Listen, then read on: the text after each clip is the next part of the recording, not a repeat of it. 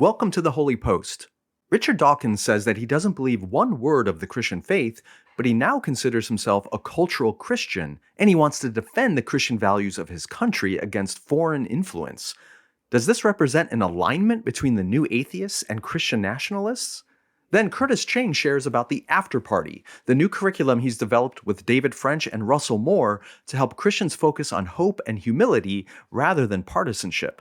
Also this week, Mark Driscoll gets booted from a men's conference and another infraction by a Florida man with a Bible. For our Holy Post Plus subscribers, we have a new episode of Getting Schooled by Caitlin Chess, and there's a new SkyPod episode every Friday. Of course, that is just scratching the surface of what you get for being a Holy Post Plus subscriber, not to mention the warm, fuzzy feeling of knowing that you're helping us to create fun, pro-neighbor, and Orthodox Christian content. To learn how you can join the Holy Post Plus community, go to holypost.com. Here is episode 613. Hey there, welcome back to the Holy Post Podcast. I'm Phil Vischer. I'm here with Sky Jitani. Hi, Sky. Hi, Phil. Sky's beaming in from the home office in Wheaton, Illinois. And I'm also here with Caitlin Chess. Hi, Caitlin.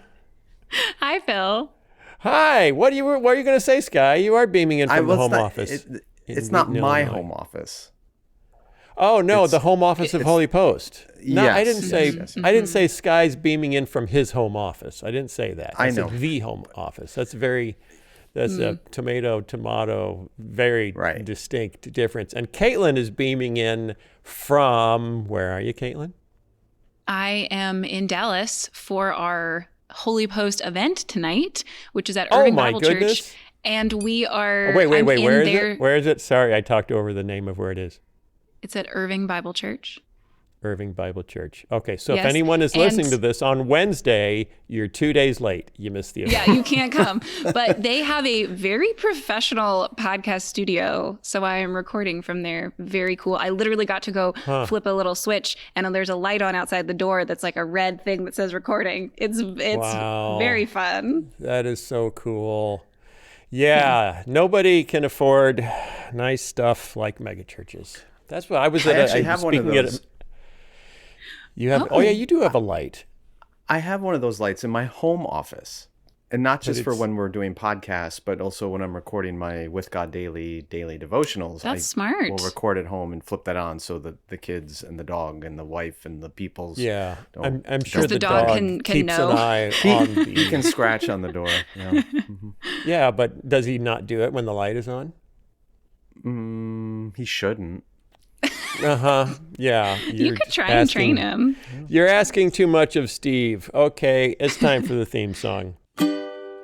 What's the news that you like the most? Who's your favorite podcast host? If it's breakfast, get your toast. It's Sky and Phil and the Holy Post. Sky and Phil and the Holy Post. And sometimes Caitlin.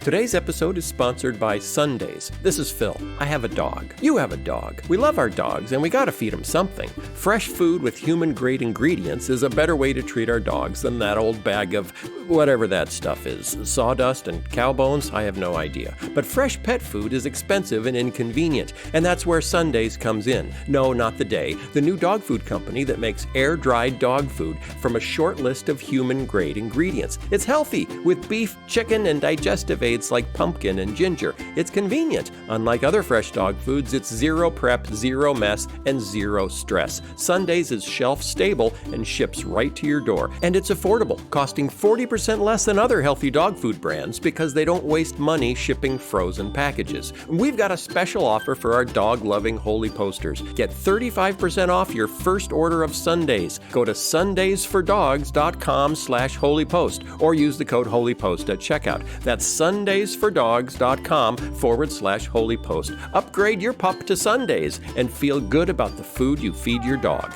And thanks to Sundays for sponsoring this episode. Last week, we had a story that started with the two words Florida man and included the use of a Bible.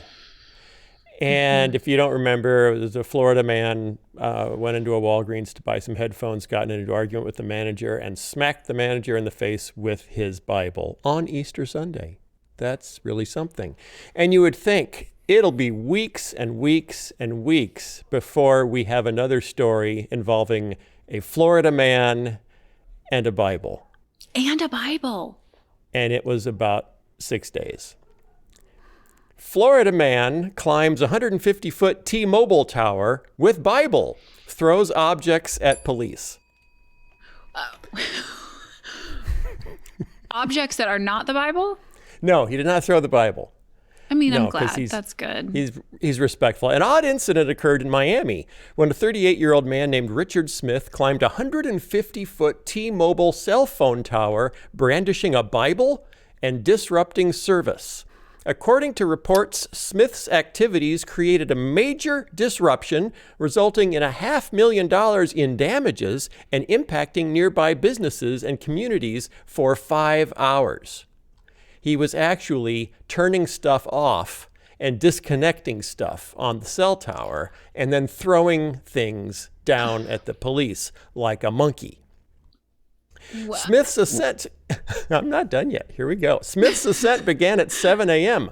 Upon reaching the top, Smith shut off the cell tower. Eyewitnesses reported that Smith, perched atop the tower, repeatedly shouted, okay, do you want to make any guesses at what he repeatedly shouted from the top of the tower? Sky, Is it related to any conspiracy theories? Not explicitly, no. Oh. They may have been motivated by some theory, but Well, yeah. you want to guess or not? No, I don't. Okay. Repeatedly shouted, "I've got a job to do. I've got to finish my job." Negotiations statement. Negotiations between Smith and the police lasted approximately 4 hours before he agreed to descend voluntarily. His actions indicated a level of knowledge about tower operations, as he avoided touching the power supply clamps that could have fried his Bible. So, what do you make of that? That's interesting. And there's actually a picture of him atop the cell tower. He's wearing a red shirt and blue shorts, and he has his Bible tucked into the back waistband of his shorts like a pistol. Because the sword, he had his sword. He needed his sword in case there was a sword drill on top of the T-Mobile cell tower. As amusing as the scene sounds, I'm guessing there's a mental health thing going on here. Yes. You think? Well, but did you not guess that for the guy who slapped a Walgreens manager no, that's with certainly his Bible? Also, yeah. There was something going on there too. Maybe not. I mean, there are people who are just aggressive and violent, but the climbing of a tower and shouting something that doesn't quite make sense. Unless he's not doing it out of protest. Right? He's not protesting something. He doesn't unfurl a banner saying something. Well, I'm just thinking, there's like, no banner. This seems very related to other times when people have held up a Bible that had no discernible connection to the other things they were saying or doing. Like another example of just because you have a Bible in your pocket or in your hand doesn't mean the thing you're saying or doing is good or Christian or healthy. The question is, was the Bible upside down? She came up with an application before you did, Sky. Do you think there could have been eschatological motives? Is there an end times angle to this? Right. Well, that's why I asked about the conspiracy theory thing, because some conspiracy theories really play into cell phones and signals and, microchips and vaccines or whatever. And so I didn't know if that was part of what this guy was about. Yeah, we don't know yet. He is currently in custody. And the nice thing is, upon coming down, he expressed gratitude towards the first responders and cooperated with authorities. So he didn't want to, other than throwing things at the police, he didn't want to make trouble. He just wanted to do his job with his Bible in his shorts waistband. Okay, but to be fair, it doesn't sound like the Bible had any active role in this event, right? Maybe he walks around everywhere with the Bible in his waist belt. I feel like both of these stories are very American in that, like, weird stuff happens, but in America, there's just usually also a Bible there. Yes, weird stuff happens and a Bible. That could be a And new, a Bible. new news segment for us, Phil. Something weird with a Bible. Something weird. Yeah, something weird and a Bible. I'm And- into and that. Supportive I'm of that. hoping I'm hoping many of them start with Florida Man, because it just, because then there's going to be a gator, or there's going to be something fun. Hey, Florida listeners, are you offended by our focusing on the males of your state, or are you having the same thoughts when you walk But around that's a Florida? very long running trope in humorous media, the Florida man thing. It's everywhere. Yeah. It's been around for decades. Yeah. So we So Yeah, don't blame yeah, us, I is what know. you're Yeah. saying. right. But that's, the strange thing happens and there's a Bible that we could trademark. That could be Yes, HOLYPOST territory. that's, Right. and a Bible. And a Bible was there. Okay. Did you hear, I don't want to talk about this very long, but it was interesting. And Kristen Dumais wrote about it. Did you hear what happened at the Stronger Men Conference? The Strong Smelling Man Conference at the Stronger Men's Conference in Springfield, Missouri, at a big mega church there, when Mark Driscoll got up to speak. You remember who Mark Driscoll is, Sky? Do you remember Mark Driscoll? I've heard of him. You would think that he'd gone away after he was disgraced and fired by his board, but he hasn't gone away. He just hasn't This gone is away. America, Phil. This is America. He hasn't gone away. And a Bible. And he showed up at the Stronger Men's Conference, a conference which in the past has included things like monster trucks driving over cars and boxing, men boxing. And so it's a macho, it's a, hey guys, we're macho and we're Christians conference. And a Bible. And a Bible. That's our next coffee mug. And a Bible. So Mark Driscoll was speaking because, of course, he's a manly man. He's known for yelling at men to get their acts together and, be men, be strong men, not effeminate, not weak, be strong. So he was invited to speak at this Stronger Man's Conference. It's like Faster Horses is a big country music festival in Michigan. Huge country music festival in Michigan. It's called Faster Horses. Yeah, I don't know why, but you can either have a faster horse or you can be a stronger man, but you can't have both. So in this case, Mark Driscoll chose to be a stronger man. But the opening act, because they don't just have opening speakers, they have opening acts. The opening act at the Stronger Men's Conference and a Bible was a man who was at a pole. A pole was set up on the stage. A very muscular man showed up, took off his shirt, which was actually a red leather top of some sort, pulled out a sword, swallowed the sword, and then climbed the pole with the with the sword down his throat. That is manly. That's manly. Wouldn't you say? I mean, Caitlin, you would say, wow, if you saw a man do that. You would say, wow. The only thing that would make it better is if the pole was on fire. It's We hard need to fire climb in up here somewhere. burning. Yeah, there should have been fire in there somewhere. Yeah. Driscoll didn't go for that. He didn't like it. But instead of telling the organizer of the conference before he got up to speak that he didn't like it, he decided to just save his thoughts until he was on stage at the conference with the organizer sitting in front of him, and said there was a Jezebel spirit that opened our event. There was a platform. It was a high place. On it was a pole, an Asherah pole, the same thing that's used in a strip club for women who have the Jezebel spirit to seduce men. In front of that was a man who ripped his shirt off like a woman does in front of a pole at a strip club. That man then ascended, and then he swallowed a sword. This infuriated the organizer of the conference, who called out from the audience, "You've gone," he said, "You're out of line, Mark," he yelled from the audience. And then he yelled, "You're done," and canceled Mark Driscoll's talk. And Mark Driscoll had to leave the conference because he found the exciting, manly opening act a little too demonic. Yeah, and then I saw the clip somewhere online. The pastor of the church or the organizer of the conference, whoever he was, got up afterwards and said that Mark had violated Matthew 18. by not talking Sure. to him directly first about his offense rather than going onto the platform, right? Sure, I think we'd all agree with that, right? If you are offended at the Asherah pole sword swallowing stripper at your Bible conference, you should talk to the organizer. I think this story is absolutely amazing. It is the turducken of consumer Christianity. You're familiar with the turducken? Do unpack that, Sky. Unpack. So, for those who don't know what a turducken is, it's a turkey stuffed with a duck, stuffed with a chicken. And some people cook this as this poultry within a poultry kind of cuisine thing.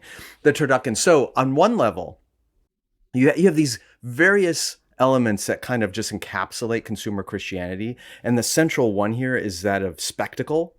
Like you already mentioned the monster truck thing. And so here you have a conference opening up with, this guy with the pole, with the sword, with the whole thing. I have never been to this conference, but I have been to other Christian conferences, ministry conferences that I had to attend when I was working for CT and report on. And I have seen elephants on stages. I have seen mariachi bands walking through crowds. I have seen a high dive act where a high diver dove into a baby pool of water. I have seen the craziest, stupidest things at ministry conferences, and I've never been able to understand why this happens. But there is this circus. Wait. To be clear, are these men's events? No, these are ministry conferences. I have seen other weird stuff at men's events. Oh, man. But for some reason, there is this circus-like spectacular desire for weirdness at the tearing the phone books. I guess I've seen that at youth conferences and stuff. So you have the spectacular element to all this, okay? Then wrapped around that chicken is the duck of spiritual warfare. Because you have Mark Driscoll here saying that this isn't just a pole, it's an Asherah pole, which is a pole that was set up in the Old Testament, a high place for people to worship idols. And he talks about a spirit of Jezebel. And I was he brings in spiritual warfare to this. Why isn't a flagpole an Asherah pole? But this pole is an Asherah pole. And as far as I know, the Asherah poles in the Old Testament were not where prostitutes or women would... They were for strippers. Would do. Yeah, so but the fact that he brings in this demonic spiritual warfare element to this, he couldn't just say, "Hey, this is really obscene and unbecoming of the seriousness of this conference." He has to make it spiritual warfare. I think that's right in line with consumer Christianity, and then it has to be sexual. It can't just be this is trivializing the gospel, or this is not worshipful, or this is ridiculous. He has to make it sexual by talking about stripper poles and a man stripping off his shirt and all. I don't know if anyone else thought the act was sexual. It could have just been this was a crazy circus act with a really strong guy with a sword. But Mark Driscoll makes it sexual. And then the sort of the coup de grace here. No, that was you already did the turkey. What are you wrapping around the turkey? Well, what's bigger than a turkey? An ostrich? Yeah, you stuff the turkey inside an ostrich. Okay. And then, around the whole thing is this victimhood thing. It's the wrapped victimhood. in bacon of victimhood. Yes. So on one hand, you get the pastor going, I'm a victim, basically, because I've been having my Matthew 18 rights violated because Mark Driscoll's talking about this publicly rather than coming to me privately. And I don't know if Mark Driscoll's making hay out of this, but the fact that he didn't talk to this pastor behind the scenes and going dude, that was wrong or that was inappropriate, that he waited to get up on the stage to proclaim his judgment on this whole thing, He's a prophet. He's a prophet, Scott. Yeah, but it's the whole thing is just all done for the audience on every level. Yeah. And whether it's Mark calling this out for the audience or the pastor getting up and defending himself in front of the audience, it's all for the consumption of the audience. And it's holy cow, on what level do you want to pick at this thing? And the layers of dysfunction and grotesqueness, that's why I call it the turducken of consumer Christianity. It's just one perfectly constructed story that illustrates the whole freaking mess. That's good. You missed an important one. Oh, what's that? Do tell. Why on earth, when there is a man that he believes is sexually seducing, etc., a bunch of men, why is the phrase you use Jezebel spirit because it's always the women that are, the problem is that he's feminine and he's seducing them. And if he's seducing them, why is this not the spirit of the man who cut up his concubine, or the men in Sodom and Gomorrah that tried to assault the other men? Like there are great metaphors in scripture you could use for a man seducing other men. But of course, with Driscoll, with this kind of brand of masculinity, the bad guy has to be a woman. Right, we had to blame women somehow. Yeah. So we've got sex, we've got misogyny, we've got spectacle, we've got victimhood. Wow. Spiritual warfare. We just stuffed the ostrich inside an elephant. And this is, wow, that's something. Okay, guys, folks at home, men, women, and children, there isn't necessarily anything to learn from this story. I apologize for the lack of application to this story. It's just profoundly interesting. If you're curious what happened last year at the Stronger Man conference, a tank came out into the arena, an actual army tank, and then the top opened, and who was driving it? Chuck Norris, the action hero from the 90s. You're joking. I'm not joking. Are you being serious? Yeah, that's what happened last year. Yeah. I feel like this is helping me view all the women's events that I scoff at, because there's a lot of like, you're beautiful and here's tea and it's pretty. Honestly, I'll take all of that over that stuff any day. I'll take the tea over this stuff. Come to the tea and it's fine. Yeah, I'm a tea drinker. I'm all for it. But the part I don't get is if Driscoll knew the reputation of this conference, that they do these over-the-top spectacular... He doesn't have a problem with over-the-top that's not manliness. the issue. Yeah. Right. So it was specifically a shirtless man ascending a pole. On a stripper pole. Yes. On an Asherah stripper pole. I didn't see much of the video, but from what I could tell, the man was not working this pole the way a stripper would. He was using it as a strength device, like a... Okay, I'm just saying. I don't know what Driscoll saw in this, but I did not look at the brief video and go, "Oh, that's sexual." That was not what occurred to me. We're just going to leave that alone. Okay, I'm going to move on. Hey, y'all. Great. Not all of our stories have a point, except that there's some messed up stuff happening, and sometimes you just can't look away because it's so messed up. Russell Moore wrote a piece. Weird. Yeah, and it's a little weird. Russell Moore, our friend Russell Moore wrote a piece about new atheism because Richard Dawkins is in the news. Richard Dawkins, you haven't heard about him for a while. He was one of the 4 horsemen of the apocalypse of new atheism back in the early 2000s. After 9/11, there was a lot of talk. There was a new atheist explosion of publishing that, wow, religion really is bad, and we're not going to pretend it isn't anymore. We're not going to be nice about this anymore. We now see how high the stakes are, that we have to get rid of all religion, and so we're taking the gloves off. And Richard Dawkins wrote his famous book, The God Delusion, that was going to make everyone give up on Christianity. And then the whole thing kind of petered out to a certain extent, and the movement kind of ended.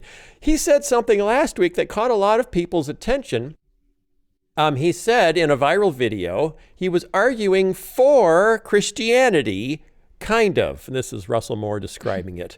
Dawkins notes the plummeting of church attendance and Christian identification in his country, the UK, and says that on one level he's glad to see it. Yet on the other hand, Dawkins continues, he's, quote, slightly horrified to see the promotion of Ramadan in the UK, the holy month for Muslims.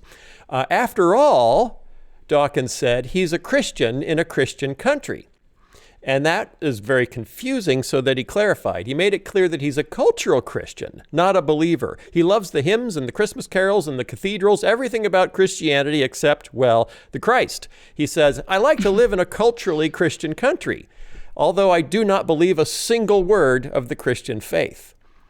So Christians have been trying to figure out how to react to this. Our buddy Mike Bird wrote a piece covering it as well. Like, is this good because Dawkins is promoting Christianity, or is it bad because he's promoting a completely gutted cultural Christianity, which also leads to, I've heard some of our Christian nationalist friends say cultural Christianity is actually a good thing because it points a whole culture in the direction of Christian values. It puts Christian values in public.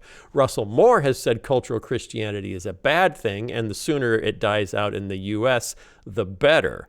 So Richard Dawkins seems to agree with Christian nationalists and not with Russell Moore. What do you make of that, guys? Caitlin.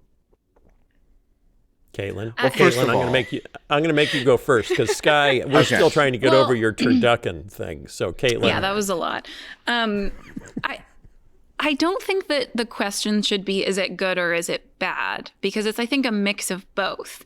Like, part of what Dawkins is articulating, I think, is a really true thing. I think it's Tom Holland who has this line about how some of the new atheists are sawing off the branch they're sitting on when it comes to the fact that they want to forward a vision of common life together in a liberal democracy in which we value the inherent dignity of all humans, in which we have certain shared values in how we treat each other and the things we value as important. And his point is that you're not getting that from nowhere. You're getting that as a gift of Christian faith over time in the country that you have lived in, and you should recognize that. And I think to that, like in that context, cultural Christianity is a good thing in the sense that I would prefer to live in a community where people, even if they are not Christians, have by osmosis learned some values that I think have their root in Christianity. I think that is a better community to live in than a community without that. On the other hand, the part of it that's really negative, and it's a good point that both Dawkins and Christian nationalists are doing the same thing with Christianity, which is instrumentalizing it for another goal. Yes. Dawkins saying, I like Christianity to the extent that it provides these things for me. Christian nationalists saying, I like Christianity to the extent that it provides these kind of political goals for me. And really appreciate Russell Moore's point that, no, you actually need the Christ part of this, that the story of the death and resurrection of Christ is the only way that you make sense of all these other values. And I think that's the better way for us to approach this. I think some people are either saying, yeah, let's embrace cultural Christianity because it's at least some kind of Christianity. So that's great. Let's go with that. And let's pit this version against other faiths and be like, I would rather live in a Christian country than these other countries. Or saying, no, cultural Christianity is really bad. You're either fully a Christian or let's reject all of that. Instead, I think our in is to say, let's discover together where these values come from. If you are acknowledging with me, like Dawkins is, that they don't come from nowhere, they didn't just pop into people's minds, they're not universally held or believed, actually. They do come from the Christian faith. But why? It's not just that you pick and choose, like, okay, in Genesis, there's this picture of humans made in the image of God. That's really good. I take that. No, actually, that by itself doesn't lead to the kind of communal life that we're looking for, in part because the death and resurrection of Christ changes how we value not just individual human lives, but what we think is necessary to create a common life. If resurrection is possible and indeed is coming, Christ is coming again and we will be resurrected as well, we can treat humans made in the image of God differently because it's not up to us to create everything here and now. In other forms where there might be some influences of Christianity in some sense, we still have some kind of, provisional values of Christianity, but we don't have the whole story. It's still really easy to say, no, my political project is more important than your life or value or dignity because it's so much bigger and has such greater consequences than what happens to your individual life. Just a doctrine of the image of God doesn't get you fully out of that. You need the death and resurrection of Christ. You need the eschatological picture of Christ's return.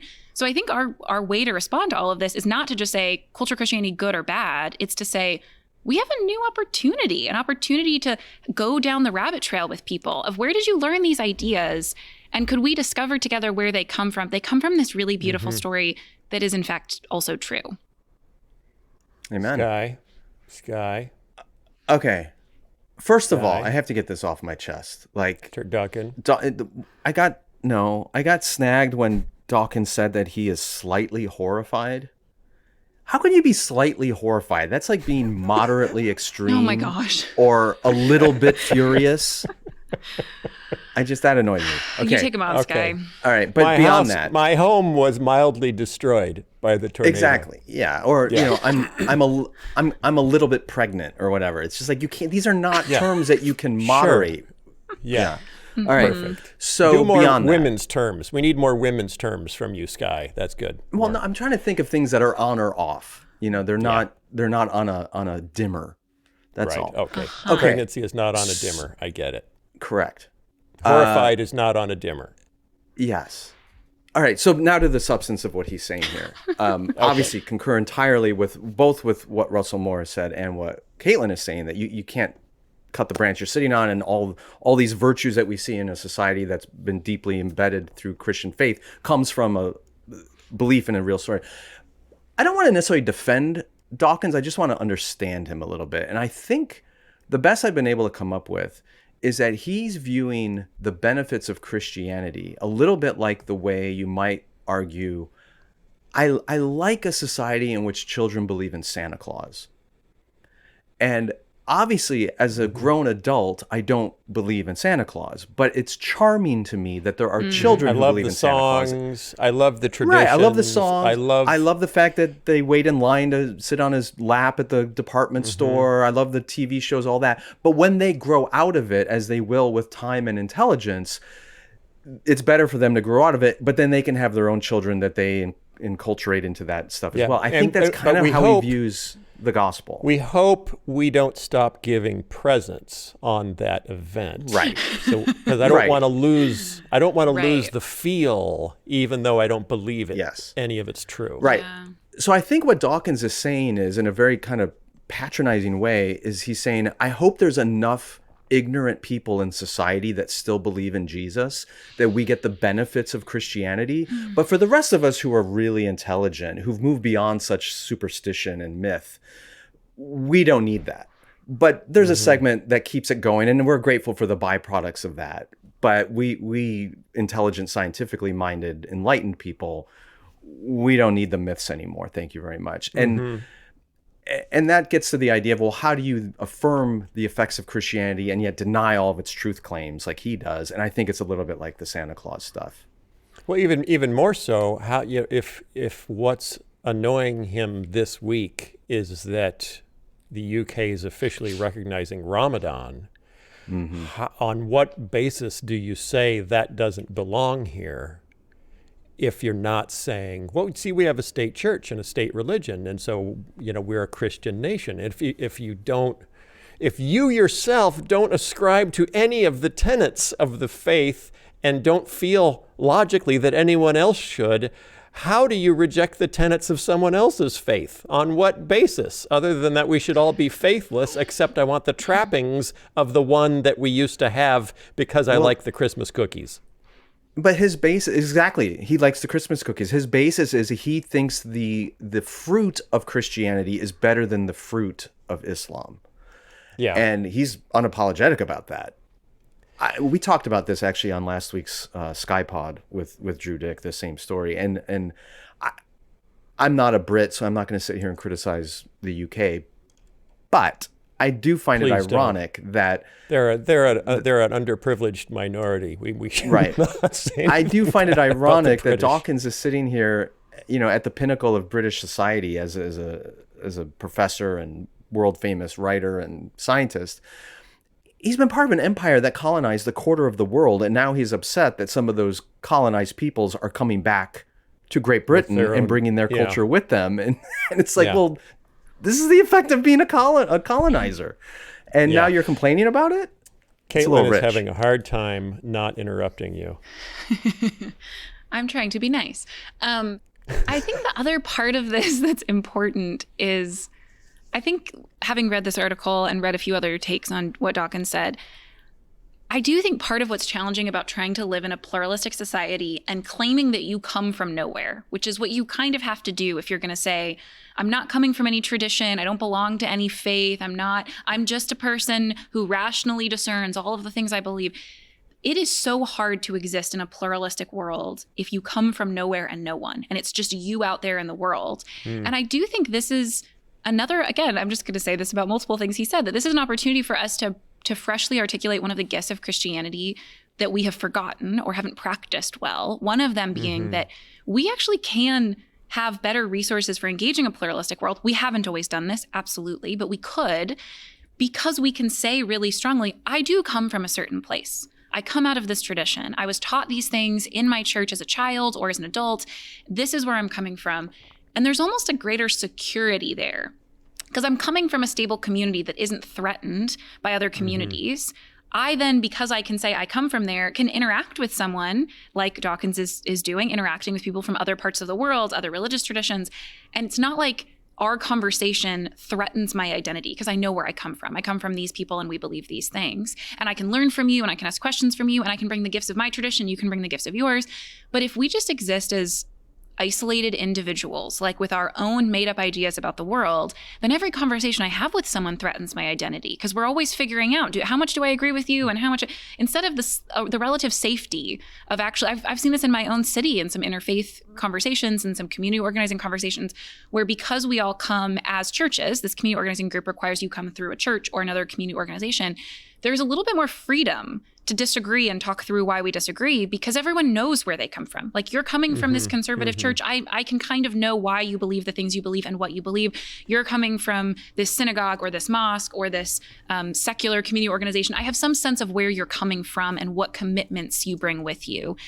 And I think too often a Dawkins-esque way of engaging with the world that many Americans believe as well, and many Christian Americans believe as well, is I leave my commitments at the door, I enter into the public square as an individual with my own individual beliefs, and that makes it really scary to encounter difference. It's a little easier to encounter difference if you know where you come from and you know where other people come from. Okay, that's an interesting point. Do you know that there was a country song inspired by the HOLYPOST? Did you? What? Did you know? What? Do you Was know? it Beyonce? No. Sky. Do you know who Dusty? Do you know who Dusty Deavers is? Do you know who Dusty Deavers is? We've mentioned him on the show. Dusty Deavers is an American politician and pastor who has served as a member of the Oklahoma Senate since December 2023. He's a member of the Republican Party. He is also a Christian nationalist who helped write the Statement on Christian Nationalism, one of the ones that was trying to officially formalize Christian nationalism while he was running for Oklahoma Senate. And he's been introducing all sorts of bills that are making people crazy in the Oklahoma Senate. He's an abortion abolitionist. He has very strong positions. You mean abolitionist? Abortion abolitionist. Yeah. Absolutist. Absolution. Right. I absolve you of your abolitionism. I'm sorry, everyone. I apologize. I'm going fast. He also proposed a bill to illegalize pornography in the state of Oklahoma. So he's basically saying, hey, yes, Caitlin? Wow, You that's wild. I didn't know that. Yeah. He had like 8 bills that he wanted to introduce right away that are driving his colleagues crazy because they're all... Are they all sort of crotch Christianity centric? A little bit. Like another one is taking away no-fault divorce. So it's like the whole undoing the 60s to make Oklahoma more explicitly Christian. So we mentioned him on the show a few months ago, and I said, just off the cuff, Dusty Deavers sounds like the name of a country singer. Mm-hmm. Turns out Dusty Deavers plays the guitar. So he wrote a country song in response to me saying his name sounded like a country singer, and posted it on Twitter, and people sent it to me. And it's basically what Richard Dawkins is saying, but there's a slogan that's been traveling around in far right Christian nationalist circles that Christian nationalism is gooder than transing kids. So that's kind of a bumper sticker slogan. So he turned that into a country song, inspired by us mentioning him. Isn't that fun? Isn't it a fun world?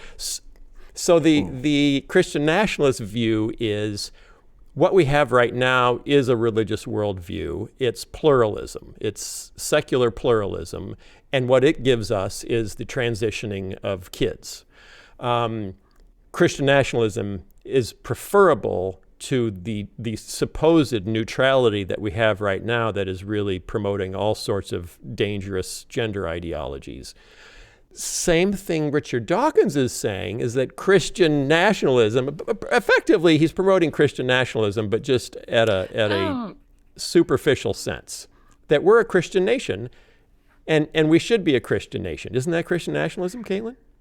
No, I think Richard so. Dawkins is promoting Christian nationalism. I think we are not good at articulating what Christian nationalism is in our own context, let alone in a British context. Nobody is. Okay, I don't think that's quite the same thing. Anyway, I think Dusty Deavers agrees with Richard Dawkins, but Richard Dawkins thinks the secular thing that smells like Christianity is better than Islamic culture. Mm-hmm. And Dusty Deavers says the secular thing is actually terrible and it must be overcome by real, very strong biblical Christianity in the legislature. Yes, no? Interesting? Huh? Anybody want to test that? I think here's what I think is interesting about this is whether it's Dusty Deavers or Richard Dawkins, they're actually coming up with a new spin on what has been a very, very, very old heresy. And that is, it's a little bit what Russell Moore gets into in his piece, but like Christians are doing this already. There are so many, especially evangelicalism. There's so much evangelicalism that says we're not really that interested in Jesus. What we're interested in is what we think we can get from him.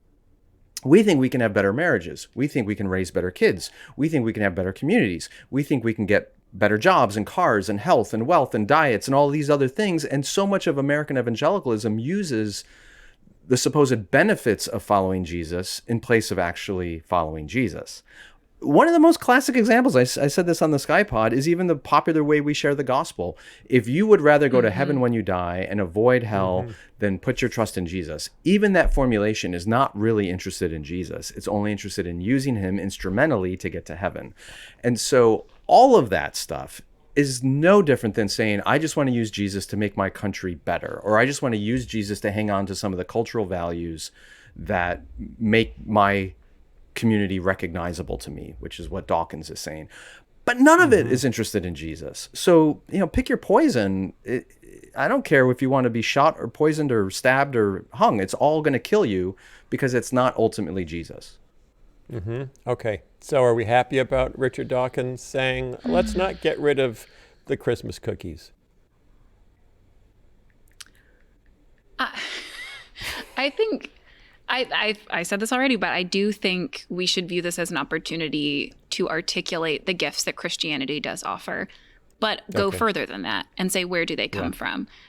Because not only are people looking for an ethic that helps us live a healthier public life, which I think he is in a mistaken, kind of confused way trying to get at, which is, I want to live in a community where these values are valued. Do I think that recognizing Ramadan does that stuff? Absolutely not.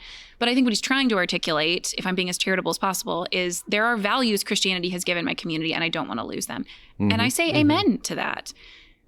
But we have to wonder how they came to be so prevalent and where they come from in the story of Scripture, in the gospel that Christianity proclaims.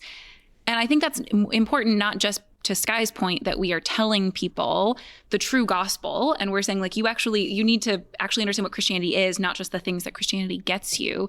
That's really important. But also because if we're not clear about the story, we will pick and choose what parts of the value and ethic we keep and what parts we discard. And if you really believe the whole story, it not only gives you some really great gifts that Dawkins seems to recognize, but it gives you some other gifts that you won't necessarily get outside of the Christian story. You might be able to get some general dignity of humans from other religious traditions or from secular thinkers, but there are some really uncomfortable gifts of the Christian tradition. Things like we actually sacrifice on behalf of the poor and the vulnerable, the people that in many of our societies we would much more willingly trample over for our own success and wealth and comfort. We got to take the whole thing. And the only way any of that makes sense is the death and resurrection of Christ. You might get some image of God value of humans. Why on earth would you sacrifice the things you have for someone else who doesn't seem to be contributing much to society, unless you believe that Jesus Christ really lived a perfect life, died on the cross, resurrected, and you will be resurrected and live in redeemed creation in perfect relationship with other humans and creation and God forever? That's the only story that makes sense of why we would do some of the things that Christians have done throughout history, of sacrificing greatly, of risking their lives, of giving their lives on behalf of not just an abstract gospel, but human beings and their belief that the death and resurrection of Christ meant they could do things that they would otherwise make no sense in the world we live in. And we'll miss out on those gifts of the church if we just pick these ones that can be identified by people who aren't Christians. I think the blind spot that Caitlin's articulating there, both for Dusty Deavers and for Richard Dawkins, is that in order to have the kind of society that Dawkins apparently values, or even a Christian nationalist kind of utopia that Dusty Deavers may want, you ultimately need a critical mass of citizens in your country or community that genuinely believe the gospel. And that means you have to actually persuade a critical mass of people in the beauty and goodness and reality of the resurrection of Jesus Christ. Dawkins doesn't want that. He doesn't want to actually convince people that the gospel is true. And a lot of Christian nationalists have given up on the mission of persuasion and winning people to the beauty of the gospel in favor of just forcing it upon them through legislation and passing laws that they may or may not agree with. So in all of this, you actually need genuine Christians who believe the story and live it out to a critical mass to make the society reflect the values of the kingdom of God that everyone apparently seems to have suddenly realized are good. Yeah. Okay. I think we solved it. Thank you, everyone.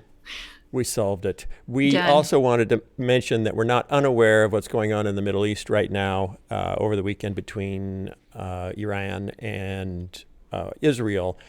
None of us are geopolitical experts, so we're not going to try to decipher what's going on other than to say that we're aware of it and we hope we're all praying for the peace of the Middle East and that cooler heads will prevail and that we don't get caught up in jingoism or remember that there are people made in the image of God on every side and that we need to pray for all of them. Do either of you guys have thoughts about what's going on? No? Caitlin? Okay. We'll move right on. I mean, I'll just echo what you said, Phil, which is I think a lot of us are probably hearing a lot about this. It's easy with internet and smartphones to get constant updates on things that you have little ability to control and that happen very far away from you and be anxious about them. And it is good to take this seriously and to be concerned. Exactly because of what you said, on behalf of human beings made in God's image that are being harmed.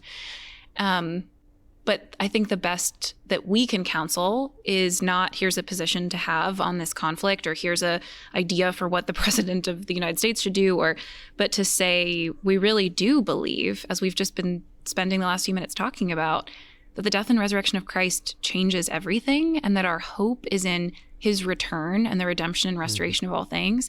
And if we really are firmly rooted in that, it does mean that prayer actually matters. And it does mean that our continued hope in the face of fear and suffering really matters.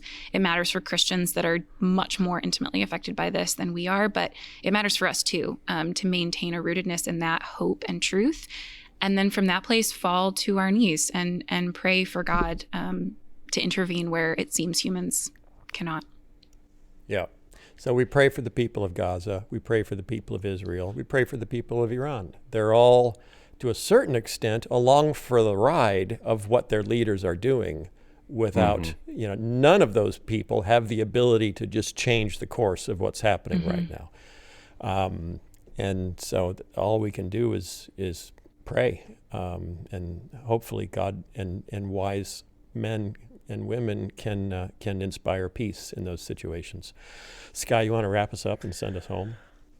No, I think that was the best way to do it. That's why we're commanded in Scripture to pray for our leaders and pray for peace. And no one wants to see this expand into a wider conflict in which countless innocent people will be caught in the crossfire. So I hope all the holy posters will join us in praying for all of our sisters and brothers and everyone else in that region. Yep. Hey, Caitlin, do you have a new episode of your podcast coming out this week? Yeah, when you're listening to this, it will have come out yesterday. And oh my if you haven't seen it yet, it's such a fun question. This week we talk about what a kid at my church asked me recently, which is, why do humans not have superpowers? I would like to fly.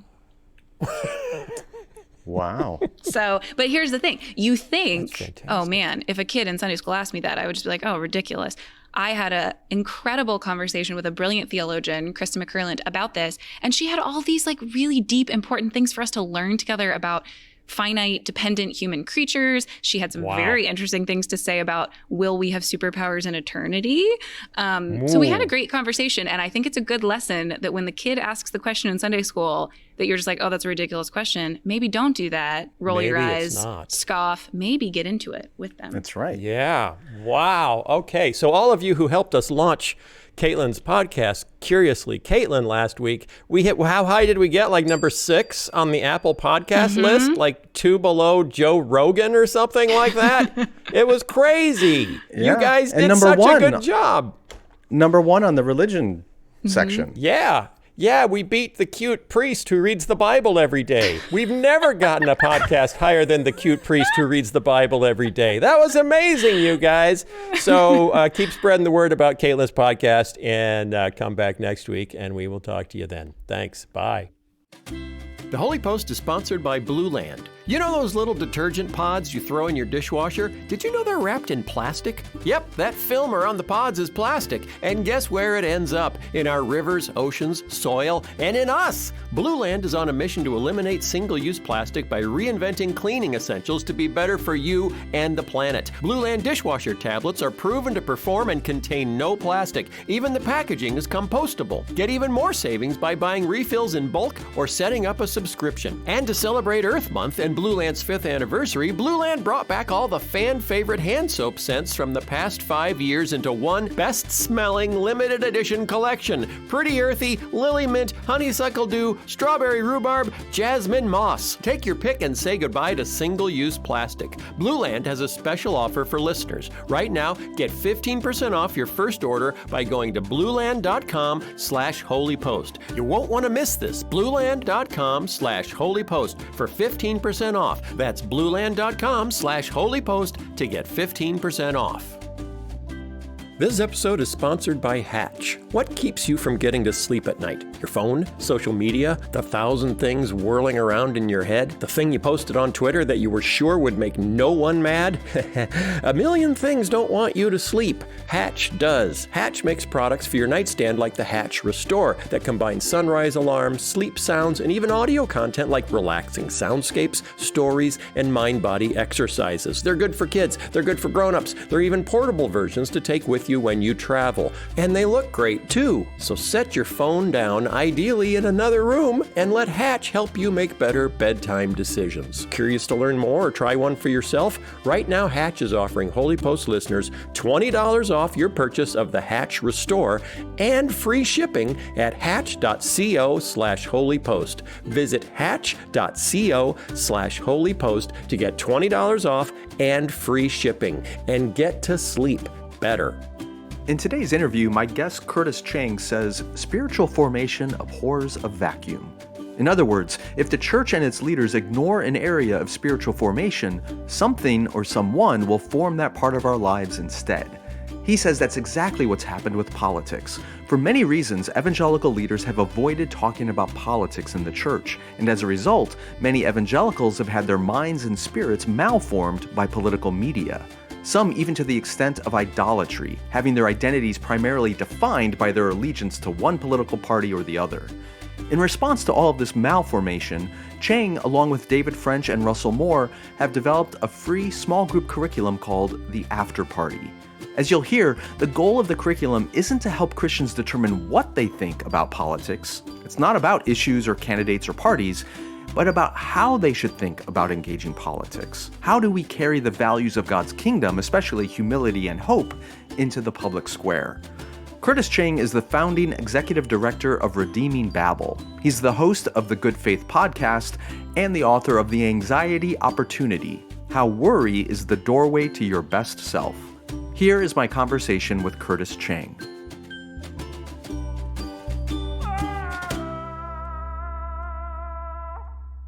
Curtis Chang, welcome to the Holy Post. Well, it's great to be here. I've been a fan of your work. We at Good Faith sort of think of ourselves as the little sibling to you guys as the older sibling here. So it's an honor to be brought into the circle. We're more like, fraternal twins or something. I wouldn't. No. We're just older. We've been around longer. But admire your work very much as well. We're here to talk about the After Party, which is this relatively new curriculum that you've put together with our friends David French and Russel Moore and many others. Let's begin with the backstory on this whole thing before we get into exactly what it is and what you hope to accomplish with it. How did the idea for this emerge?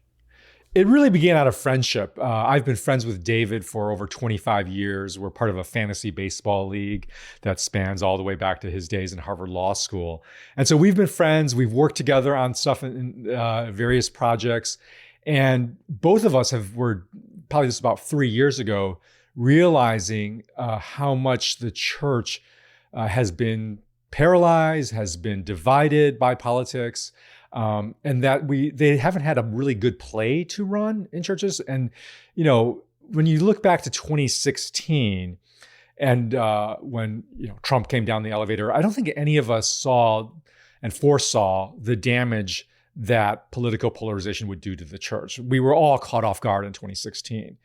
In 2020, we had no excuse. We knew what was going to happen with this next election. And yet, if you look around, there was really very little resourcing done to local churches, pastors, communities on how to handle political polarization, that most pastors were left to fend for it by themselves. And we realized then how much that play of just silence and trying to hope you can make your way through it hasn't worked. And we can talk about why that doesn't work. But our realization was, we can't let that happen again in 2024. That would just be an utter failure.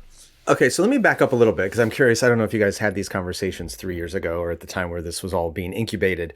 But when you looked at the church, whether in 2020 or in 2016, and realized, as you put it, pastors had no play, they didn't have anything to run. Did you ask why? Obviously over the decades, the evangelical church, especially in America, has created mountains of resources for marriage, for parenting, even vocation, for all kinds of other areas of formation and discipleship. What's your explanation for why we have not created resources for discipleship around public engagement or political theology or just citizenship? Why is that such a black hole in our discipleship? It's a great question. And first of all, to be clear, it's not that we haven't created any. I mean, if we can point to people like Colossians Forum and other partners that we've had that have tried. But I think there's two big reasons why there was overall a rather sort of gaping hole. The first is because of that our own internal divisions. The fact that, large bodies that are national bodies that you would expect to be the ones to produce these results, produce these resources, themselves have these very divisions within their own bodies. So it's very hard for them. They have to work out a lot of internal tensions first before they can actually mount a voice. And then the second, I think, is that the resources that have been produced have tended, and again, there are exceptions to this, but have tended to define politics in the most standard way that we've come to allow politics to be defined, which is the what of politics. It's about how do we think about the issues and how do we think about how to vote then? It's substantive things like how do you decide between the what of party, policies, a particular candidate, and so forth. And we have missed that politics is as much, if not more, about the how. How do we relate to one another? How do we hold differences? How do we hold our own beliefs and so forth? So I think the time is ripe for making this shift from the what of politics to how. And that's been, I think, is one of the gaping holes we have to fill.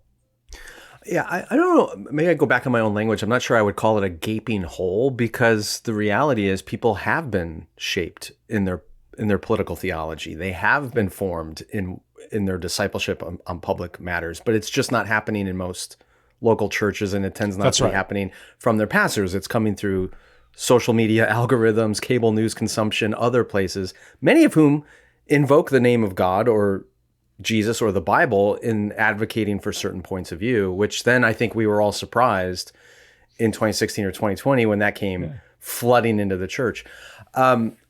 Before we get into the content of your curriculum and the after party, what do you think it's going to take for church leaders or pastors to embrace a curriculum like this when, for in some cases decades, they have been kind of formed to just stay away from anything that is in any way political? Yeah. First of all, I would, by the way, just agree with your previous comment. When I say gaping hole, I'm talking about gaping hole within the evangelical sort of national establishment, if you will. Right. National resource ecosystem. And I think what is going to involve them, local pastors, at least being willing to check out something like the after party, is exactly recognizing that point, which is that spiritual formation abhors a vacuum. That if we don't form our people, somebody else already will be doing that work. And I don't know how many pastors I have spoken to, and then Russell and David, we hear this all the time, a comment to the variation of Fox News or MSNBC, CNBC, depending on whatever political channel, but let's just pick Fox News for now. Fox News has them for 25 hours a week. I have them for 1.5. If you're lucky. If you're lucky, exactly. Like if that's in the, somebody who's faithfully going to church. And so we have to realize that spiritual formation abhors a vacuum. So our people are getting formed. They're just not getting formed by Jesus. And so our job as shepherds of our flock is to actually shape our people. It is to form our people. And in all things, in all parts of their lives, especially the parts of their lives that are deforming individuals and deforming the church. And politics is right up there right now as probably the number one deformational force right now. So that brings up the question. All right, one problem you're trying to solve is pastors and churches haven't had good resources in this area. All right, well, now they do. Here's the after party, an excellent resource. But the second piece is, even if you have a great resource, if you have the means, do you have, in Dallas Willard's language, the vision and the intention to utilize those means? What are the barriers, you think, to those pieces of it, to the vision? And you mentioned that pastors coming to see that spiritual formation abhors a vacuum, but there's going to be a risk involved in saying, hey, church, I think we should use the after party and study this in our home groups or classes or whatever, because some people are just not interested in having their idols exposed, right? So what else do you think it's going to take for church leaders to accept this resource and utilize it for its potential? Well, I think one thing is to accept that there is no magic bullet that will solve this immediately and once and for all. The spiritual formation is slow. It takes a process. And that also it takes some wisdom on what is the best context for that formation to happen. I'm a former senior pastor of an evangelical covenant church. So, Sky, I don't know if this is true for you, but at least when I was a senior pastor, I spent maybe 75% of my time working on the Sunday sermon and all of the accoutrements around that service, right? The facility, the planning, the slides, everything. And that's true in most churches, true for most pastors. And so it's very tempting for a pastor then to think, oh, if I finally have to gin up my energy and courage and whatever oomph to deal with politics, that's going to be in the Sunday morning service because that's my big hammer. And my invitation to pastors and church leaders is to actually not do that, generally speaking, that I don't think a Sunday morning service is an ideal setting for spiritual formation on politics, at least as your first play that you run, because it's one-to-many communication. It's, if you haven't been talking about politics before, it will come as a shock. It will raise suspicions. People, if you've got a purple congregation, most likely you're going to say something that will, or you'll say multiple things that will irritate both sides or all across the spectrum, and your Monday morning inbox is going to be ugly. So, my encouragement is don't take it, from that sort of big context right there. Start small. And by small, I mean small groups. Start in your small groups. And that's why we designed the after party curriculum to be a small group curriculum. My elevator pitch for the after party is what Alpha did for evangelism, the after party wants to do for politics. Right? What was the beauty of Alpha, for those who know the Alpha curriculum, is it's a trusted curriculum that is inserted into small groups. And because it's in small groups, it's in embodied communities, face-to-face conversation, not on social media, and also not one-to-many in a like Sunday morning service. You can actually talk, but the content of the after party structures the conversation just like the Alpha does to channel it in helpful ways. And so start there, start small, start with one small group, start with a couple of small groups. It doesn't have to be a big campaign, but start planting more healthy seeds. Yeah. Okay. Let's go back to, you mentioned earlier the desire to shift from the question of what to how in politics. Yeah. Describe what that looks like for the after party curriculum. And the reason I want to bring this up is because if people search for the after party online or in social media, whatever, they're going to find some critics who are trying to say that this curriculum is trying to get you not to vote for Donald Trump. Right. Which is really a what question, right? What should I do with my vote? Yeah. And that's not what this curriculum is about. So to answer those online social media trolls, describe this shift from what to how and why it shouldn't be polarizing for churches that engage it. Yeah, because nowhere in the curriculum, in the six sessions, about an hour and a half of experience, but maybe 20 minutes of video each, because the rest are small group conversations or individual reflections. So I encourage people to check out for themselves. Watch the videos. You know, you can skip the exercises, just watch the videos, 20 minutes per session. In nowhere will you find David, Russell, or myself advocating for them to vote for any whats, for what to do with their votes, any candidate, any party, any policy. It's not about that. It is about the how. It is about how do we become people in politics characterized by hope and humility. Those are the twin virtues that we believe that Jesus cultivated in his disciples, especially around politics, and especially in Jesus' own day, an era of incredible political polarization in first century Israel, that he called his disciples to hope and humility. And you can have hope and humility or be low in hope and humility, whether you're a Democrat or Republican, progressive or conservative. It's not a what division, it's a how. How are you approaching these issues? And that's actually what Jesus was so much more clear about, right? If you look on the Sermon on the Mount, I challenge people to draw a straight, uncontested line from the Sermon on the Mount to a specific policy on the border or on Israel-Gaza or on your budget policy. You can try, and it's appropriate to try, but it's going to be a fuzzy and contested line. Other people will draw it differently, and they will have good arguments on their side. But read the Sermon on the Mount. You know, do not lie. Do not be angry. Do not cast aspersions. Do not spread lies. Do not get caught in scandal, especially sexual scandal. These are specific teachings on the Sermon on the Mount that you can draw a straight line to political behavior. And that's clear. That's uncontested. And that applies to everybody, left or right. And so we're trying to call people to say, that's the clear message.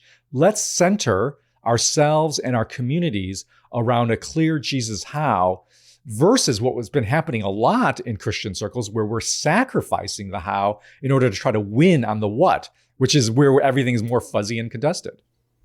Okay, so one of the things, we've talked about this a lot on recent episodes of the Holy Post, just the reality of living in a very diverse society, and diverse in every regard, religiously, ethnically, culturally, our values, there's a lot of disagreement in our society.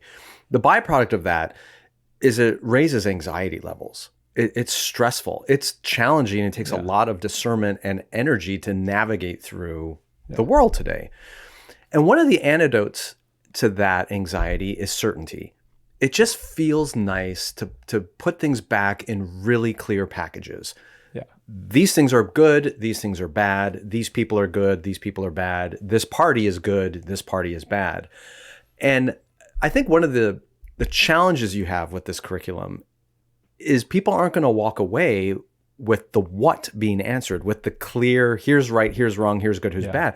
And frankly, there's a large segment, especially of the evangelical church in America, that just doesn't tolerate nuance and complexity. Yeah. So what do you say to those people who are exhausted and just like, Curtis, I don't want my politics to be complicated. I don't want to have to think about every last bit of this. I just want to know who to vote for and who the bad guys are. Yeah. Well, first of all, I think it's a great insight, Sky, that anxiety is the emotional engine of our political polarization this day, which is why I actually before I wrote The After Party. So The After Party is a course, but it's also a book now that's coming out in 2 weeks that I co-wrote with Nancy French. But before I wrote The After Party last year, I wrote a book called The Anxiety Opportunity. And that was very deliberate because I don't think you can actually address politics precisely unless you actually have a way to address the anxiety that's in play. Yeah. I don't think you can understand politics without understanding that the emotional engine for the political polarization is anxiety. And it is precisely like you said, it is a search for false certainty. And so actually a lot of our call to humility in terms of our twin values of hope and humility is to recognize that humility requires the ability to hold uncertainty in ourselves and also in the world. And that actually is a spiritual formation call. That's a discipleship issue. And so, yes, we tackle that head on. We don't tackle tackle head on any of the what issues, but we tackle head on the how issue of this search and desire and claim for certainty for our own political views.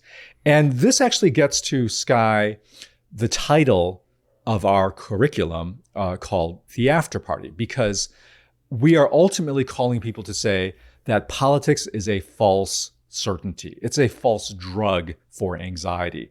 And that's a lot of what's happening, right? Is that we're reaching for politics. It's the Xanax for anxiety. It gives us a short burst of certainty and a sense of security, and then it goes away because it can't actually deliver on that certainty. And just turn the news page and you'll see that it doesn't work. And this is why we're calling people to put our ultimate faith in the after party. And by the after party, we mean what comes after partisan politics. It's the after party. And what we mean by that is the ultimate promise of certainty that disciples are called to hold on to, which is the return of our King, the return of our true ruler of all things. And Scripture is clear that when that event happens in the future, it's like a party. It's the wedding feast of the Lamb, when Jesus returns to restore and reunite and repair all things.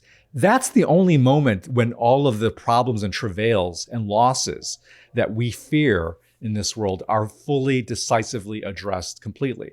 All party politics of our day are mere shadows. They're mere pointers to that day. And therefore, they will disappoint us if we're going to them to resolve our anxieties. And this is our message. This is the final message of our after party curriculum: is everything points to that, and that's what we hope for in the future in Jesus' return. Well, amen. I mean, it's hard to say it better than that. So here's the challenge. Here's the problem. I'm not telling you anything you don't already know, but I'll give you a story. Back when I was a local church pastor and preaching regularly, I did a sermon, and I think it was mostly about identity.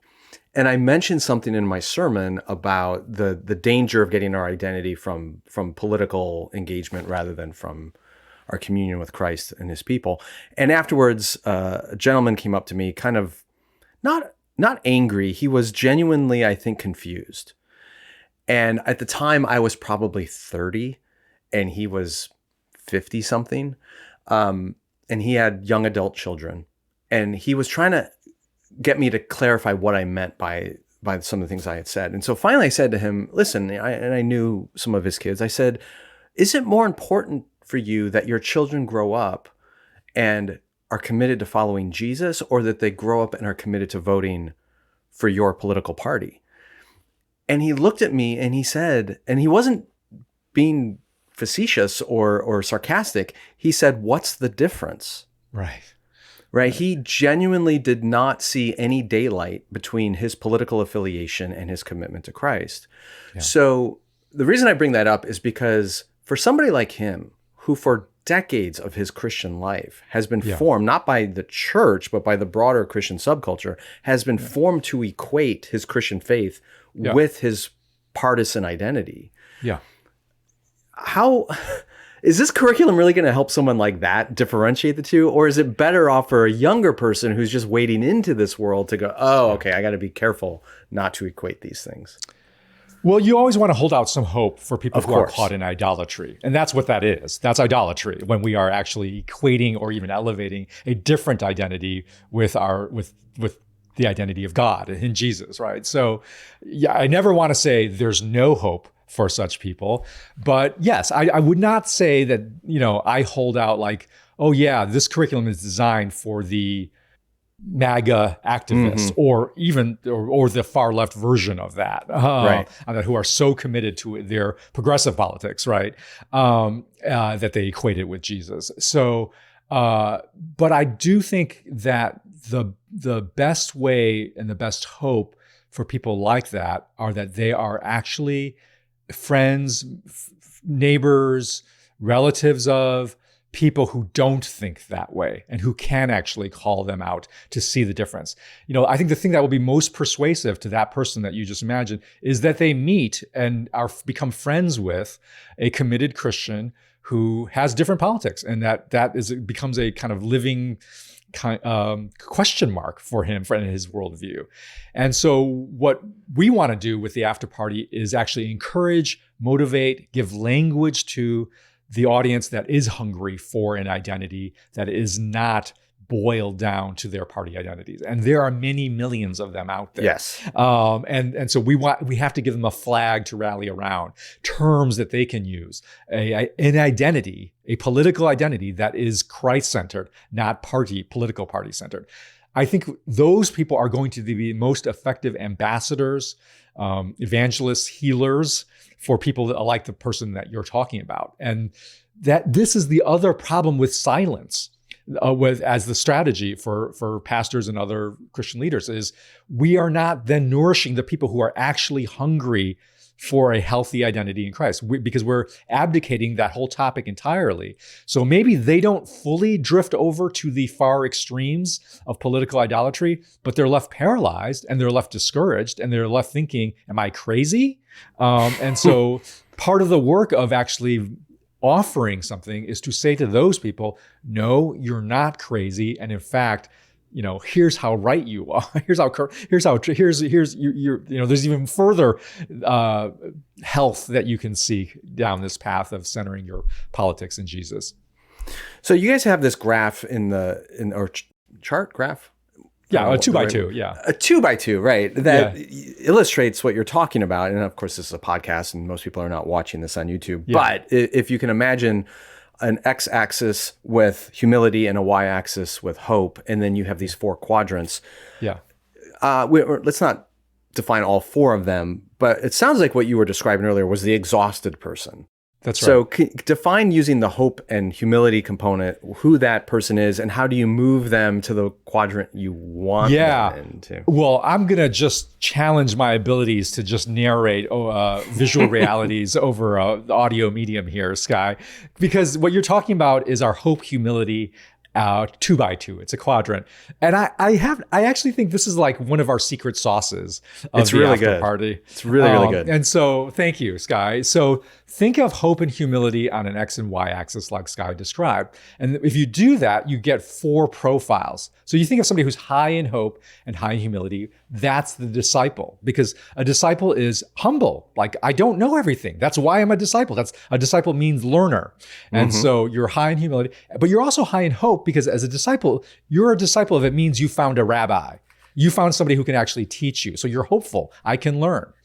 So then so you think of somebody who's high in hope and low in humility. That's the combatant, because the combatant thinks, I can win. That's why I'm in the fight.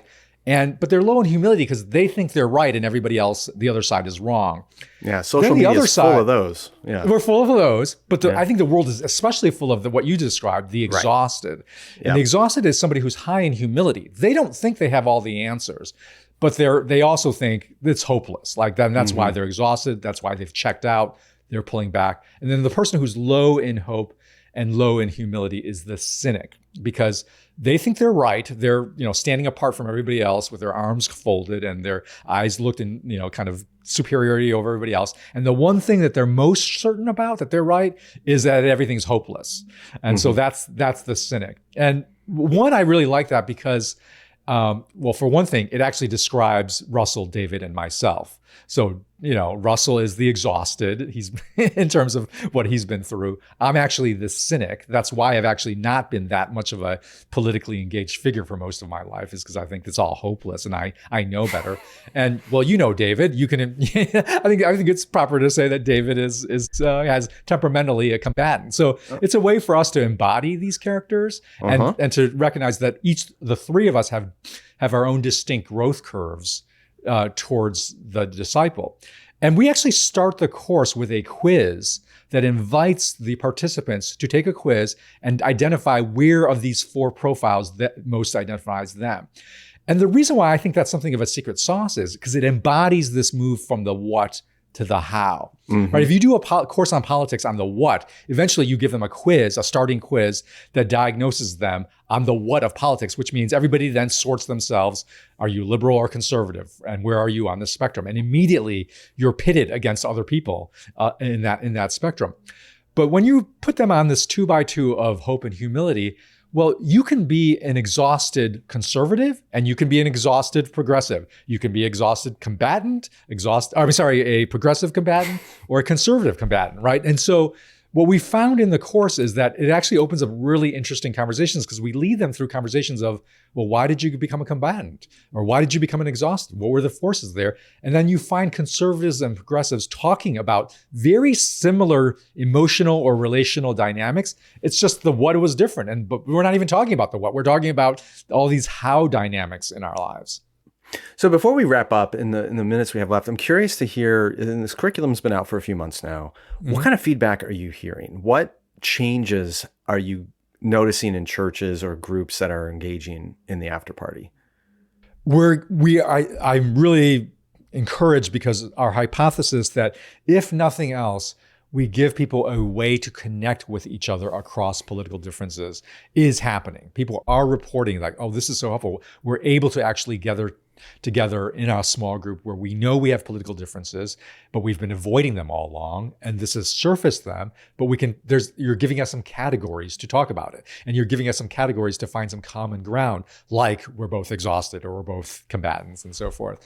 And so I would say that's been the most encouraging thing, is that central instinct hypothesis that we had, that small groups are the best place for these conversations to happen. If you can structure the conversation correctly, that has been validated.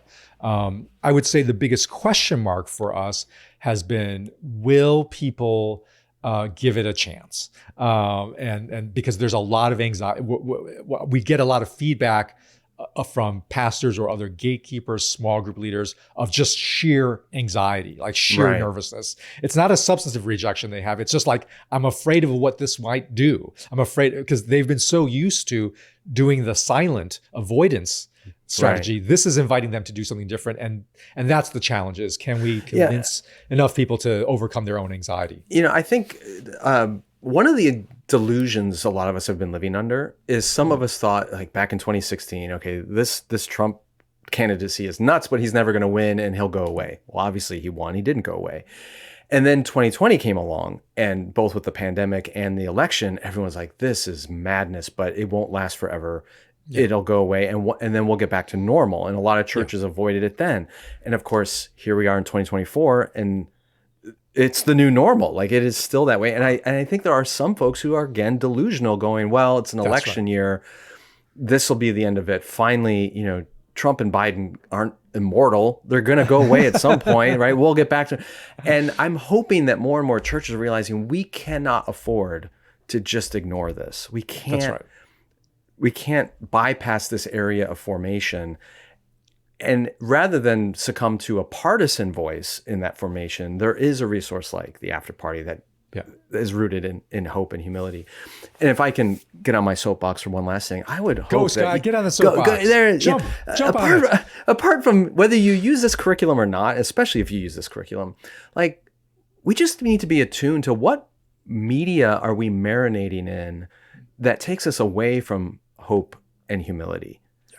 Because I would think if a group goes through this curriculum that you've put together, but they're still sitting in 20 hours a week of certainty and anger and activism and combative voices or cynicism or whatever, it's not going to help. Like we need to turn off those voices and turn on the ones that are calling us to humility and hope. So, and I wish our churches lifted those values up more explicitly as it relates to the public engagement in politics. Yeah, Sky, if I could just jump in on that final really wonderful soapbox message, is that, one of our sessions on the exhausted, the call to action for the exhausted is actually to get off social media, because it is enormously exhausting to be on there. You are bathed in all those voices of anxiety, certainty, hatred that drives that particular quadrant of people into exhaustion. And I think you're 100% right that we do need to call our people to, in this season, to a fast and a feast, right? We need to call them from a fast, and the fast is they fast, I think, from all the media sources that do drain us from hope and humility. And I really do think that, this is the season for pastors and families or just communities to say, let's take a 30-day fast from political social media, political news of all sorts,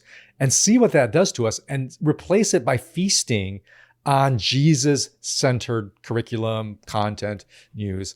And let's see what that does. I have a deep, deep hope that if people actually do that, their eyes will be opened, at least some of them will be eyes to be open, like, oh, I've been eating toxic food for years now. And let's feast on something better. I agree entirely. So where can people go if they want to learn more or even start this curriculum at their own church? So for the curriculum, to check it out, go to after-party.org, after-party.org. And the curriculum is free. So anybody can take it. It's free. And so that, or in very soon on April 23rd, if they want to just quickly check out the curriculum in terms of its substance, you can order the book. You can pre-order the book, depending on when this podcast drops. The After Party, the book, written by myself and Nancy French. And a little teaser, we have music coming out. Music? Called The Songs for the After Party. Because Sky, if you're a pastor and you're to actually let's say it's time to do a Sunday service on healthy Christian politics, what does the worship set sound like? I don't care as long as it's not ukulele. Or like Onward Christian Soldiers, maybe? Yeah, right. Let's stay away from militant music, right? So we don't have one. We don't actually. So we've partnered with Porter's Gate to actually produce a worship album about Jesus-centered politics and and to give people music, words, worship to actually sing these truths out as well. And so stay tuned for that. That's coming out later this summer. Well, I'm encouraged to hear that you're going multimedia on us, because that's how formation works. It has to be not just words on paper. It needs to be embodied and sung and lived and ritual. And I'm working on my interpretive dance routine also, Scott. Curtis Chang interprets American politics through the gospel in his dance moves. That would be great. Curtis, thank you for the really good work that you're doing, along with the rest of your team, and resourcing the church when it so desperately needs it. Grateful to have you in that space. Thanks for being here. Great to be here, Sky. Thank you. The HOLYPOST podcast is a production of HOLYPOST Media, produced by Mike Strelo, editing by Seth Gorvet. Help us create more thoughtful Christian media by subscribing to HOLYPOST Plus at holypost.com/plus. Also, be sure to leave a review on Apple Podcasts so more people can discover thoughtful Christian commentary, plus ukulele and occasional butt news. Visit holypost.com for show notes, news stories, HOLYPOST merchandise, and much, much more.